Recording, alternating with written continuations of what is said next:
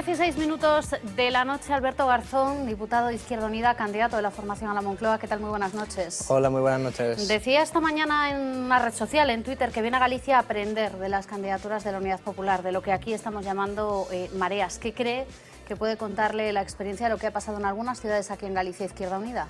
Bueno, yo creo que mucho porque hemos visto unas metodologías y unos diseños de mareas muy distintas entre sí, pero que todas han conseguido que haya un protagonismo ciudadano, unos partidos que han respaldado detrás, pero que han sido los ciudadanos los que en última instancia han puesto en desarrollo esas candidaturas, pero que han tenido un enorme respaldo por parte de la ciudadanía a la hora de votar, porque hemos visto en Santiago, en Coruña, en Ferrol, pero en otros muchos lugares donde no se han alcanzado las alcaldías, pero ha habido muy buenos resultados.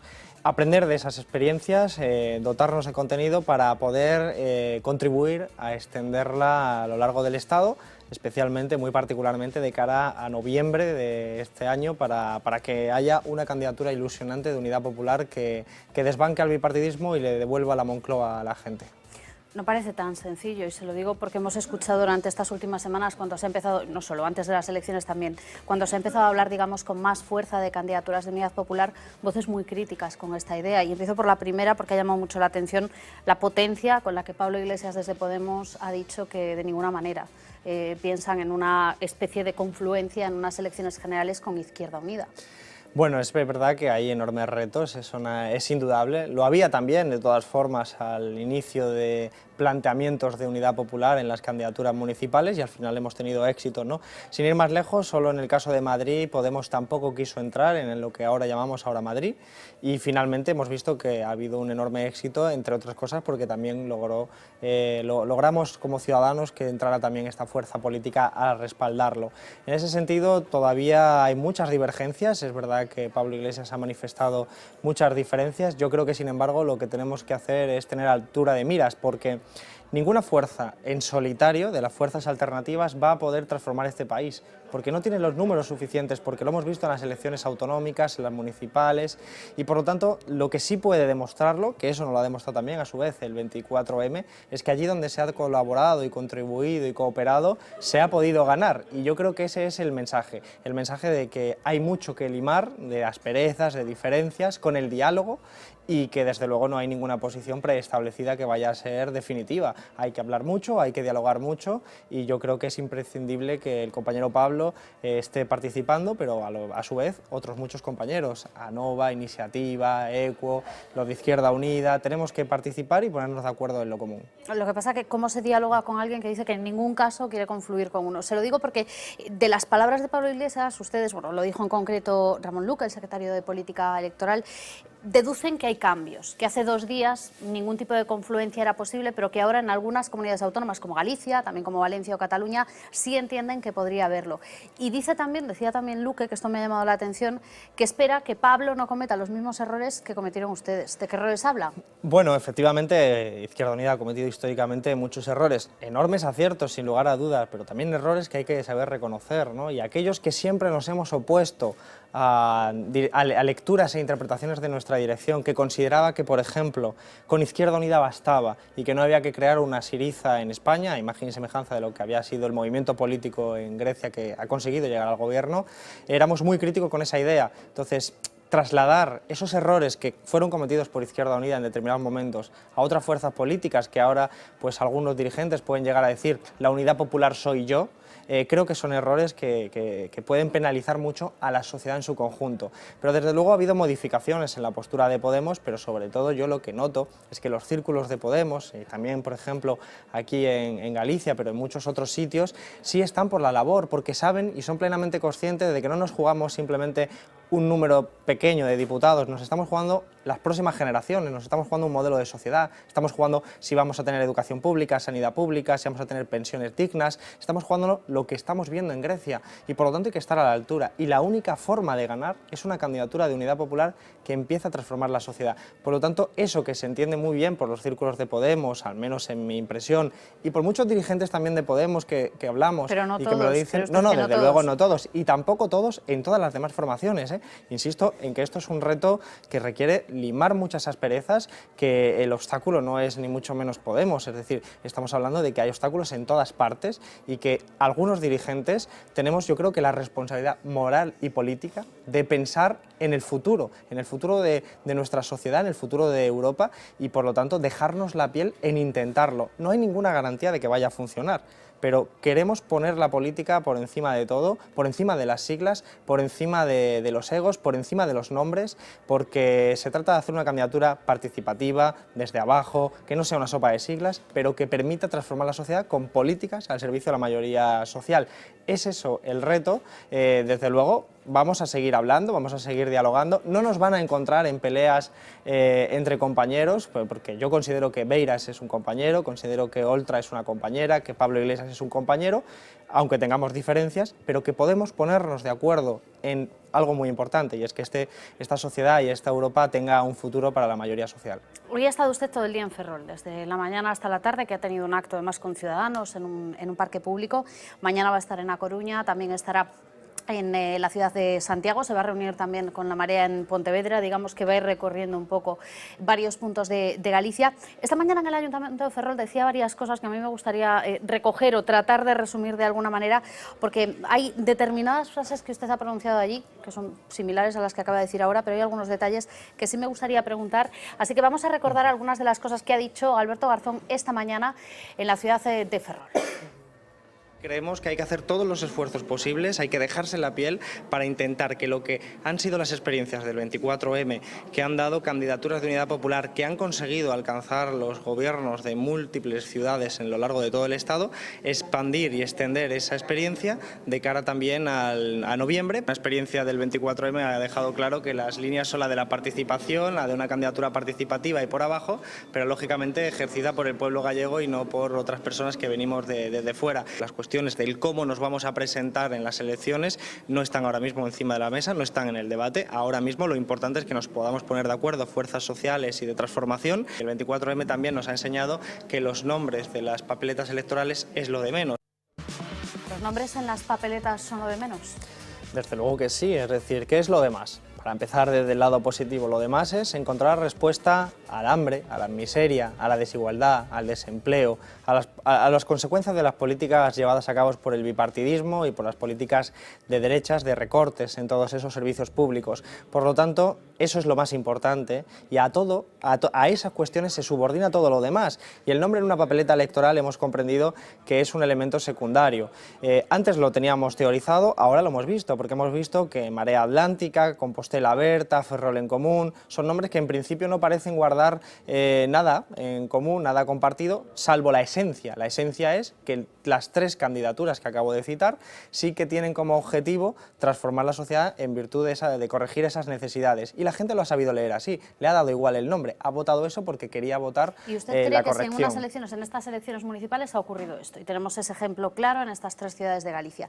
Pero imaginemos que en las próximas elecciones generales, en el mes de noviembre, Izquierda Unida, dentro de otras formaciones, con otras formaciones, se presenta con otras siglas. Y en las próximas elecciones autonómicas, que serán en el 2016 aquí en Galicia, Izquierda Unida, junto con otras formaciones, se presenta con otro nombre. ¿En ese caso cree que las siglas tampoco no importan? ¿Que el votante no se va a sentir confundido?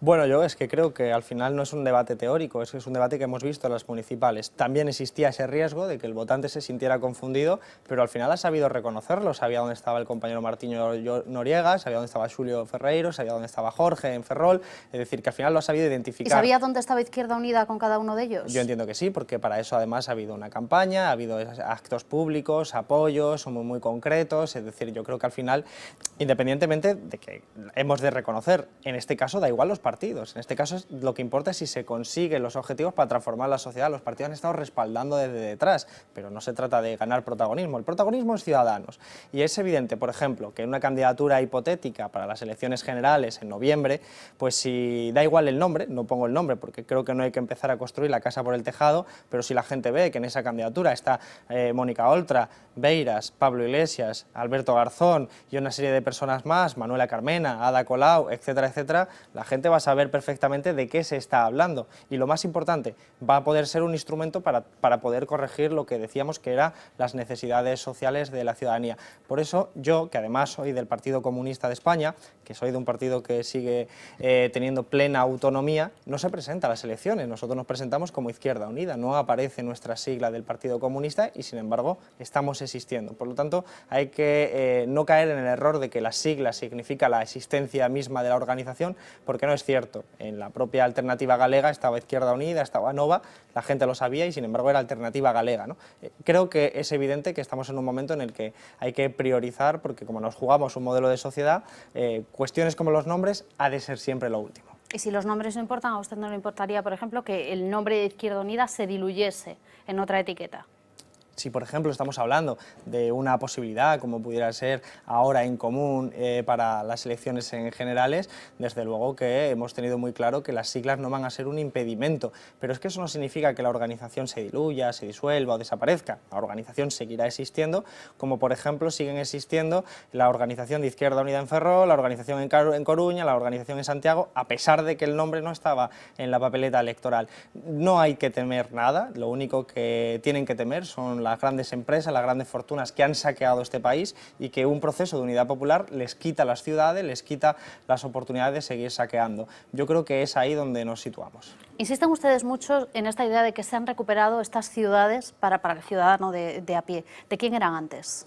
Pues antes hemos visto que eran de una estructura de corrupción, de una trama de corrupción que se presentaba a las elecciones. Es así como hay que definir al Partido Popular. Un Partido Popular que... No solo eran del Partido Popular todas las ciudades. No, desde luego que no, pero la mayoría de las que han perdido ha sido del Partido Popular. De hecho, en muchas lo que ha ocurrido es que el Partido Socialista ha apoyado a los procesos de candidatura de unidad popular, pero estamos hablando de ciudades como Madrid o como Santiago, donde la corrupción ha sido espectacular y ha sido un saqueo constante del dinero público. En el caso de Barcelona ha sido CIU, pero 3/4 partes más de lo mismo. Entonces, al final, lo que tenemos es que eran partidos políticos votados efectivamente por una ciudadanía en las anteriores elecciones, pero que no estaban, por la vía de los hechos, representando a la mayoría social. Estaban representando a las empresas a las que le daban los concursos con sobrecostes, estaban representando al amiguete, a las redes clientelares, en fin, a lo que hemos conocido desgraciadamente en todo el conjunto de España en estos últimos años. Por lo tanto,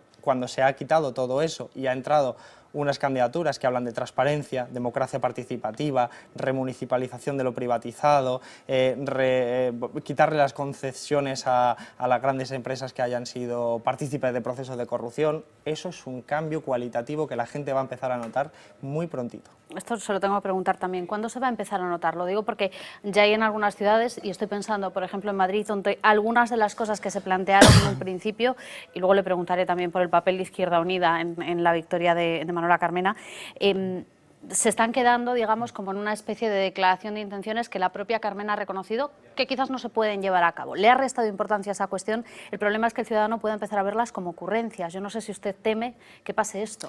Bueno, yo creo que el programa electoral ha de ser un contrato. Ha de ser un contrato que se establece entre la persona que se presenta a las elecciones y el ciudadano que va a votar. Ha de serlo así porque si no pierde la legitimidad y entonces estamos ante lo que diríamos un cachondeo, porque no tendría ningún sentido entonces el programa electoral. Claro, el Partido Popular ha obedecido a este criterio porque Esperanza Aguirre presentó un folio de programa electoral y sin embargo tuvo fue la lista más votada en el Ayuntamiento de Madrid. Al final yo creo que hay muchas cosas que se van a empezar a notar ya. De hecho, ayer mismo estuve con el concejal de Hacienda de Madrid, es un concejal que es de Izquierda Unida y que lo que han empezado a hacer ha sido retirar los rescates que estaban ya firmados y comprometidos por el Partido Popular a concesionarias de parkings, por ejemplo, privados, por millones de euros, es decir, más de 200 millones de euros que ahora mismo los ciudadanos de Madrid se han ahorrado para no rescatar a parkings que son privados. En ese sentido, ahí hay una recuperación y hay una serie de propuestas que van a requerir un desarrollo distinto. Por ejemplo, el caso de la banca pública, que ha sido el más sonado. Yo nunca estuve de acuerdo en tener una banca pública a nivel local, me parecía un error. Como economista, me parece que la banca pública debe ser un instrumento de carácter estatal, que ahí es posible. ¿Ahí sí cree que debería haber una banca pública? Creo que ha de haber una banca pública al 100%, es decir, es absolutamente necesario para funcionar bien una economía. Lo que no tiene sentido es hacer una banca pública por cada ciudad que exista. esto no puede ser como los aeropuertos, que tampoco tiene sentido. Entonces, en ese sentido, insisto, se trataba de una propuesta que yo no le veía, en fin, una utilidad social inmediata, ni tampoco capacidad técnica de ponerse en marcha. ¿Algún tipo de ayuda como instituto de crédito o algún tipo de ayudas fiscales y financieras por parte del ayuntamiento? Todas las posibles, pero a lo que nosotros llamamos banca pública cuando gobernemos el país. Cuando gobiernan el país. Hablaba usted de Madrid. Y a mí me gustaría saber qué se le pasó a usted por la cabeza el pasado sábado cuando asistió.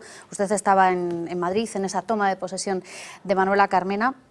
Cita nombres de concejales que forman parte de Izquierda Unida, pero que estaban en esa candidatura. Izquierda Unida, la Comunidad de Madrid tenía como tal otra candidatura local. ¿Y usted qué siente cuando se da cuenta de que no hay allí ningún concejal, por primera vez en la historia, desde que Izquierda Unida existe como tal, no hay ningún concejal bajo ese grupo, bajo ese paraguas en el Ayuntamiento de Madrid?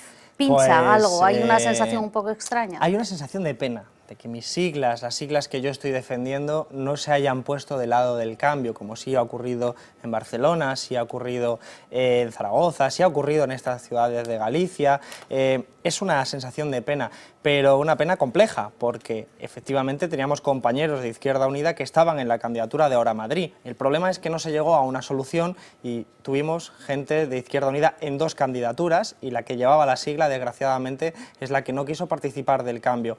Son problemas asociados a la Comunidad de Madrid que ya hemos resuelto porque hemos roto con la de Federación de Madrid, no por los resultados electorales, sino por una serie de cuestiones que tienen que ver con la gestión del caso Bankia, con la gestión de las tarjetas Black, con otros tipos de gestiones, que ya estaba preparado para reconstruir Izquierda Unida en Madrid.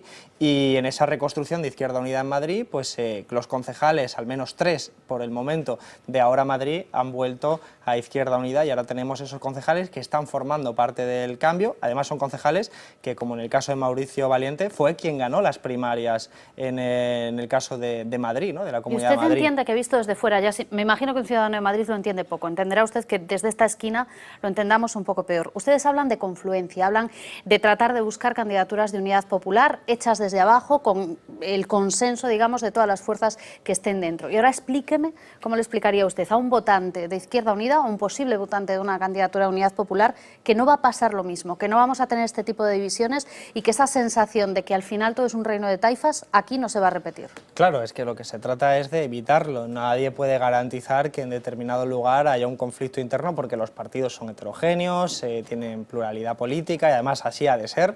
Y hay ocasiones en las que a veces son irresolubles, como es el caso de lo que fue Izquierda Unida en Madrid. Pero afortunadamente, cuando hemos empezado a tomar las decisiones que había que tomar, se ha empezado a reconducir todo ese proceso, al menos desde el lado que hablamos de Izquierda Unida. Y lo que vivimos allí fue en el ayuntamiento fue una cosa verdaderamente bonita. Centenares de personas a la puerta del ayuntamiento que a la salida de los concejales y a la salida también mía, lo que gritaban era unidad popular, unidad popular. Es decir, creo que hay un clamor de gente en la calle que está diciendo: esto es el camino, si alguien se quiere quedar fuera, pues es su elección, pero nos parece que es un error histórico, porque Izquierda Unida, la Izquierda Unida que yo defiendo, la Izquierda Unida en la que yo me identifico, no nacimos para el 3%, ni para el 5%, ni para el 10%, nacimos para transformar la sociedad. Yo hago política, vine del 15M, de las plazas, a las instituciones, para transformar la sociedad, para corregir los problemas que tiene la mayoría social, los más desfavorecidos, los de abajo. Y eso no se puede hacer desde un 5%, hay que hacerlo, desde luego, en alianza con colaboración, cooperación, con nuestros compañeros y compañeras, que podemos tener diferencias, pero que en lo común tenemos muy claro que no se pueden permitir desahucios, que no se puede recortar sanidad, educación. Entonces, ese es el camino del cambio, el camino de la transformación social. Por lo tanto, tenemos que reconducir todas nuestras organizaciones para ese camino, porque si lo hacemos, será algo tan ilusionante como la posibilidad de que a los compañeros del pueblo hermano griego les podamos ayudar también desde estas Habla partes usted de mucho de Europa. Grecia. Efectivamente, porque creo que es ahí donde se están viendo las enormes contradicciones de la actual Unión Europea, del sistema euro, que ha sido un verdadero fracaso absoluto en términos de beneficio social para la gente, y que además están siendo saqueados directamente por las entidades financieras, pero además extorsionados por el Banco Central Europeo, por un puñado de burócratas de la Unión Europea, y Grecia es el 2% de la Unión Europea en términos de economía. Claro, España es mucho más grande. Entonces, si conseguimos ganar el gobierno de España para ponerlo a disposición de la mayoría social, la propia Europa va a poder cambiar de rumbo. Ahora, si no lo conseguimos en noviembre porque cada partido quiere ir por separado, porque no nos ponemos de acuerdo y sigue gobernando el PP y el PSOE, que reformaron el artículo 135 a imagen y semejanza de lo que habían hecho los anteriores gobiernos de Grecia, pues Grecia caerá. Caerá Grecia porque es imposible que un gobierno, por muy digno que sea y muy buenas intenciones que sea, pueda enfrentarse a tamaño poder económico como es el de la Unión Europea. Pero estamos viendo el discurso a la contra de lo que usted está diciendo, precisamente de quienes dicen que en realidad es el actual gobierno, el gobierno de Tsipras, el que no está siendo capaz de dar una respuesta. Y habrá quien, precisamente en un ámbito de precampaña, como el que estamos viviendo este año, que va a ser absolutamente de campaña electoral en todo el país, utilice precisamente ese ejemplo para decir voten a la estabilidad, no voten a quienes optan por el cambio, porque lo que les van a ofrecer es lo mismo que está pasando ahora en Grecia. A mí no me cabe duda, porque la derecha siempre utiliza el miedo y siempre utiliza la sensación de o yo o el caos. El problema es que la realidad no acompaña, el problema para ellos, lógicamente. Yo estuve en Grecia el día de las elecciones, estuve en Atenas, y allí lo que se veía era un momento de emergencia social más grande que aquí, porque aquí en ciudades como la que yo vengo, en Málaga, en Nochebuena hubo 2.500 personas en el centro de la ciudad pidiendo un bocadillo. Es hambre en nuestras tierras. Pero en Grecia es que la gente estaba directamente tirada en la calle porque no podía vivir en otra parte. Es un momento de emergencia social. Ahí ganó Syriza. Por lo tanto, no era o Syriza, o sea, es decir, o nosotros o el caos. Es que el caos ya estaba. Es que el caos lo habían organizado ellos, es que la crisis económica y brutal que ha tenido Grecia, igual que en España, la han organizado ellos, los que han estado gobernando hasta este momento. Por lo tanto, cuando un gobierno digno intenta hacer las cosas de otra forma, después de 6 años en los que se han cerrado universidades, hospitales, colegios, los jóvenes se han marchado del país por centenares de miles, en el caso griego, pero también en el caso español, por más de 1 millón, estamos hablando de que eso tiene que cambiar de rumbo, y cuando ese gobierno se atreve, es entonces como los que nos metieron en ese fango, nos dicen, cuidado que vais a llevarnos al caos. Un poquito de vergüenza debería tener también estos gobernantes, ¿no? Claro que van a usarlo y tienen grandes mecanismos y altavoces para intentar engañar a la población, pero yo creo que cuando la realidad te ahoga y cuando te ahoga el hambre, te ahoga el desempleo, te ahoga las circunstancias griegas, no es de extrañar que Syriza esté en unas encuestas por encima de lo que tuvo en los resultados electorales en los que ganó, porque la situación griega hay que vivirla para entender realmente que no es solo macroeconomía, que es la gente muriéndose en la calle. Déjame que volvamos aquí a Galicia. Durante estos días en los que se ha hablado tanto de esta posible marea gallega, a la que sí le ha hecho, por cierto, unos guiños un poco más amables, vamos a decirlo así, Pablo Iglesias desde Podemos, de frentes amplios, los partidos en Galicia han mostrado opiniones muy diversas. Si le parece, vamos a ver un resumen de lo que dicen tanto las propias mareas como también los partidos de la oposición, para ver de qué estamos hablando y de cómo aquí en Galicia también se está recogiendo esta idea de una marea amplia para las próximas elecciones. Hai unha serie de elementos que se están movendo en Galicia dende fai moito tempo, que hai, digamos, un espacio de encontro onde cidadanía e movimentos sociais organizados están tomando a palabra e iso que nós, como Podemos Galicia, máis nos interesa. E sí, Pablo Iglesias claro que manifestou que aquí sucede algo, que é algo que hai que escoitar. As mareas están moi lonxe, non? Como con 36.000 votos frente aos 388.000 do Partido Socialista. Nos, dende logo, temos un proxecto político para Galicia, un proxecto político que representa o Partido Popular, do que nos sentimos orgullosos, e nos, dende logo, non imos diluir as nosas siglas. Neste momento se pode consolidar unha maioría alternativa cara a ruptura democrática e non é momento de estragado por intereses partidarios. As organizacións partidarias teñen que xogar outro rol, teñen que poñerse a un ladiño e, dende logo, empurrar ese proceso, pero non ser o protagonista dese proceso. Bueno, esto es lo que dicen formaciones como Izquierda Unida, hemos visto a Yolanda Díaz, hemos visto también a Antón Sánchez de Alternativa Galega de Esquerda, de Anova en concreto. Hemos hablado esta semana, en concreto ha hablado nuestra compañera Fernanda Tavares, aquí en esta misma mesa en el programa Vía V con Xosé Manuel Beiras. Usted lo ha citado varias veces y Beiras decía esta semana, volvía a insistir en la idea de que si se hace un diagnóstico serio de que los protagonistas del cambio han sido los ciudadanos, hay que ser muy cuidadosos y que los partidos de alguna manera no se erijan como capitanes de todo esto. No sé si está de acuerdo con esta idea. No, estoy totalmente de acuerdo. Es que creo que hay que volver a la política más clásica y ahí yo creo que aprender de Beiras es una necesidad porque lo sabe perfectamente. Los partidos son instrumentos para cambiar la sociedad en función de los principios y valores de cada partido, lógicamente. Entonces los partidos de izquierdas tenemos la obligación de ser instrumentos de cambio hacia la mayoría social, hacia políticas que beneficien a los de abajo.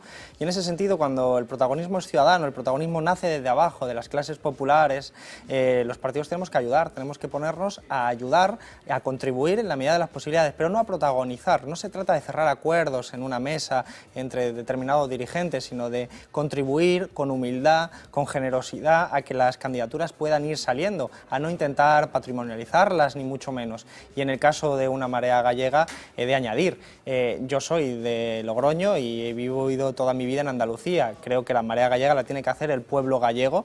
Además, nosotros somos una fuerza federalista, pero que cree en el derecho a autodeterminación. Será el pueblo gallego quien decida las formas y los tipos y los plazos de lo que crear una marea gallega, pero creo que es extraordinariamente positivo la posibilidad de que se generara una marea del pueblo gallego, igual que una marea del pueblo andaluz y una marea del resto de los pueblos, para transformar la sociedad. ¿Izquierda Unida estaría dispuesta a estar dentro de esa marea en unas elecciones o en un movimiento electoral en las próximas autonómicas aquí en Galicia?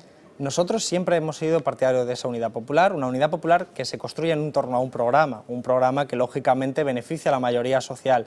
Es un programa de recuperación de los servicios públicos que hayan sido privatizados, sanidad pública, educación pública y todo lo que ha sido el programa clásico, pues, de defensa de las conquistas sociales conseguidas por generaciones precedentes a la mía. En ese ámbito yo creo que no vamos a tener ningún problema, todo lo contrario, va a ser más o menos fácil dentro de lo que es las dificultades en este ámbito para construirlo. Y muy necesario, pero en el caso de las elecciones generales, dejando al margen las autonómicas, creo que sería muy necesario que no se quedara solo en una marea gallega, sino que se repitiese todo eso en todo el Estado, con todas las fuerzas sociales, sin excluir, porque aquí no sobra nadie, aquí falta gente y falta que los partidos nos pongamos a contribuir, desde luego con humildad, dando el protagonismo a los ciudadanos. Lo que pasa es que aquí en Galicia se ha hablado mucho del experimento de Alternativa Galega de Esquerda, que funcionó muy bien en las últimas elecciones autonómicas, ahí está la presencia que tiene en el Parlamento, pero después incluso el propio Beiras ha reconocido una cierta sensación de fracaso con el trabajo realizado, y yo no sé si ustedes no temen que acabe pasando algo similar. Bueno, Alternativa a nivel Galega estatal siempre ha sido un instrumento, como decía, entonces cumplió sus expectativas perfectamente en ese momento, y ahora hemos visto que en las elecciones municipales han sido precisamente las mareas las que han tenido ese protagonismo, y donde mucha gente participaba en Alternativa Galega porque era de Anova o era de ECU o era de Izquierda Unida, pues ha estado en las mareas. Por lo tanto, nosotros somos líderes políticos, no directores ejecutivos que defienden una marca. Nosotros somos líderes políticos que queremos transformar la sociedad. Y de nuevo volvemos al debate anterior, las siglas, los nombres, las marcas, esos son elementos que hay que dejar al margen. Lo importante es si nos ponemos de acuerdo toda la gente que corresponde a la defensa de la mayoría social, para que si llegamos a un gobierno se haga un determinado programa en beneficio de esa mayoría social. Si conseguimos eso, ¿qué más dará el nombre? Tengo dos preguntas más que hacerle antes de terminar. Una tiene que ver, ya que habla de líderes políticos dentro de su formación. Usted mismo y Cayo Lara defienden una idea más o menos similar de cuál es el camino que debería seguir Izquierda Unida, pero hay otro nombre, el de Gaspar Llamazares, que no lo tiene absolutamente nada claro, ese camino que se está siguiendo. Vamos a ver qué es lo que decían durante estas últimas semanas el propio Cayo Lara, pero también Gaspar Llamazares, acerca del futuro de Izquierda Unida. Que a mayor convergencia, mejores resultados. Que nadie por sí solo es palanca de cambio en nuestro país. En ciudades como Barcelona, Santiago, Madrid, Zaragoza o Coruña, esas experiencias son las que a nuestro juicio tenemos que extender para que en noviembre sea posible tener una candidatura de unidad popular. No estoy de acuerdo con una convergencia falsa que signifique disolución de Izquierda Unida bajo otro paraguas político. Una convergencia falsa que signifique la disolución de Izquierda Unida bajo un paraguas político. Bueno, yo creo que a lo largo de este debate, que ya no es nuevo, sino que ya ha ocurrido antes de las municipales, se ha creado un fantasma, un espantapájaros al que se ha golpeado, que es la posibilidad de que la convergencia significase la disolución de Izquierda Unida. Pero eso es mentira. Eso no existe. Es decir, nosotros hablamos de una convergencia hecha entre iguales que permita la existencia, la autonomía de Izquierda Unida. Pongo el caso de Ferrol, que todos los espectadores lo van a entender. El caso de Ferrol, sabemos que ha ganado un buen resultado Ferrol en Común y que tiene la alcaldía, y que el alcalde es Jorge es militante de Izquierda Unida. Por lo tanto, Izquierda Unida sigue existiendo, aunque no se presentara con sus siglas y aunque hiciera un proceso de convergencia. Es esa experiencia la que nosotros queremos repetir. Ahora, hay gente que por determinados intereses, no sabemos cuáles, intenta asimilar lo que es la convergencia con la disolución. Pero eso es un debate falso que hay que romper de forma directa. Insistimos en que converger, construir candidaturas de unidad popular, Popular no es desaparecer. Eso será en una concepción política que no Pero es usted la cree, mía. por ejemplo, usted puso antes el ejemplo del Partido Comunista. Usted pertenece al Partido Comunista, que no se presenta como tal a las elecciones. ¿Usted tiene la sensación de que un ciudadano de a pie español, un ciudadano medio de su edad, de la mía o más joven, cree que el Partido Comunista sigue existiendo como tal, como actor político en España? Bueno, yo creo que sí, pero en todo caso la respuesta más concreta sería ¿y qué más da? Porque la cuestión es si el Partido Comunista, que existe, está ayudando a parar desahucios, está ayudando en las instituciones, por ejemplo, conmigo de diputado, a concienciar a la gente, o estamos ayudando con nuestros concejales a transformar la realidad concreta de esas ciudades. Si eso se está consiguiendo, da igual que la gente piense que existe o que no existe. La realidad sí que existe, que es que el Partido Comunista está al servicio de la mayoría social, y por lo tanto ese es nuestro objetivo. A nosotros no nos importan los nombres, nos importa que transformemos la sociedad y que vivamos en un mundo más justo, que es posible y es necesario. Por lo tanto, a eso nos vamos a dedicar, porque la política tiene que ser coherente, pero también tiene que ser esa generosidad con respecto a nuestra propia clase social. Una última pregunta. Hoy es 19 de junio, se cumple un año de la proclamación de Felipe VI como rey.